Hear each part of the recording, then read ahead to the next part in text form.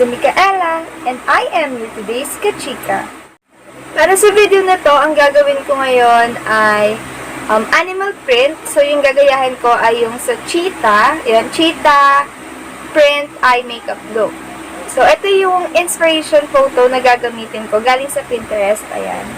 Pero, huwag niyo expect na magagaya talaga siya kasi mahirap. Hindi ko alam paano ko siya gagawin. Pero, itatry ko na lang siya mamaya kung kakayanin ko ba. Ayan. Basta, tayo, cheetah print eye makeup look yung gagawin natin. Kung bago ka lang sa channel ko, huwag mo kalimutan mag-subscribe and i-click mo na din yung notification bell para maging updated ka sa mga videos na i-upload ko pa. And kung magustuhan mo tong video na to, click mo lang yung thumbs up button or yung like button dito sa baba.